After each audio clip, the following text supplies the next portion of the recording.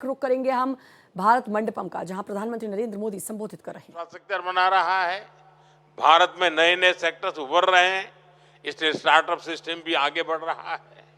ये सारे जवाब, ये सारे तथ्य सही है, लेकिन एक बात जो मेरे दिल को छूती है वो है स्टार्टअप स्पिरिट।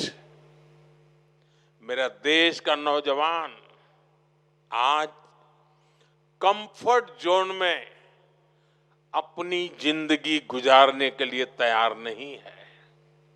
उसे घिसी पीटी लीक पर चलना मंजूर नहीं है।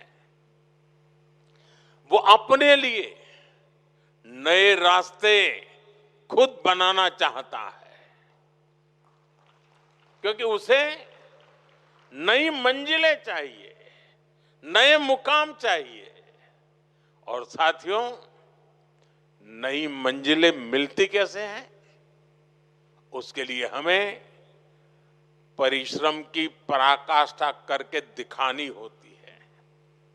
और इसलिए हमारे यहां कहा जाता है, उद्यमेन ही सिद्ध्यन्ति कार्याणि न मनोरथैः। अर्थात कार्य उद्यम से सिद्ध होते हैं, केवल मनोरथ करने से नहीं होता। और उद्यम के लिए पहली शर्त है साहस। आप सबने यहां तक पहुंचने के लिए कितना साहस किया होगा, कितना कुछ दांव पर लगाया होगा।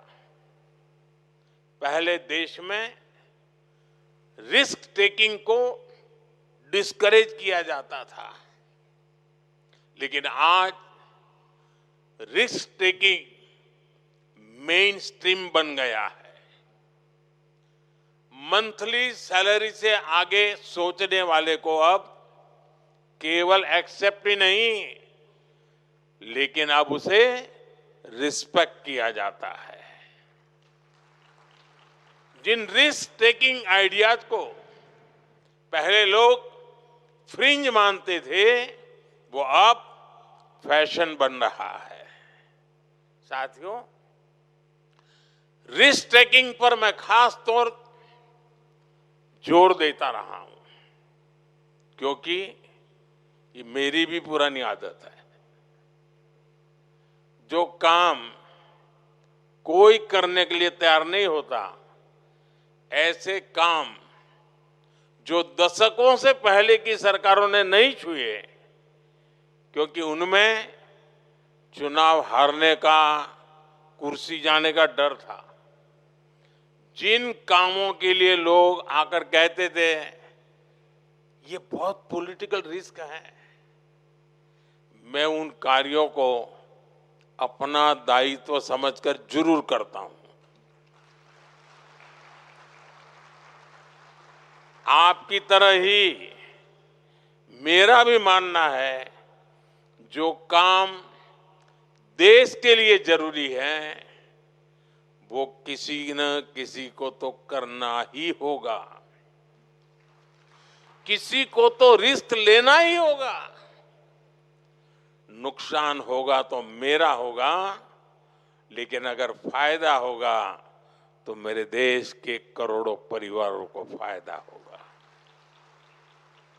साथियों, पिछले 10 वर्षों में देश में एक ऐसा इकोसिस्टम तैयार हुआ है जो इनोवेशन को बढ़ावा देता है।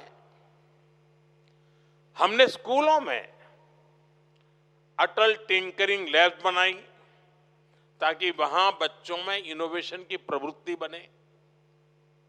हमने हैकेथॉन शुरू किए, ताकि हमारे युवा देश की समस्याओं के समाधान दे सके। हमने इंक्यूबेशन सेंटर्स बनाए, ताकि संसाधनों की कमी से आइडियाज की डेथ न हो। साथियों, एक समय में कॉम्प्लेक्स कंप्लायंसेस, लंबी अप्रूवल साइकिल्स और इंस्पेक्टर राज का डर, ये इनोवेशन की सबसे बड़े रुकावट थे। इसलिए हमने ट्रस्ट और ट्रांसपेरेंसी का माहौल बनाया। जन विश्वास एक्ट के तहत 180 से ज्यादा प्रोविजंस को डीक्रिमिनलाइज किया गया है। हमने आपका समय बचाया ताकि आप इनोवेशन पर फोकस कर सकें।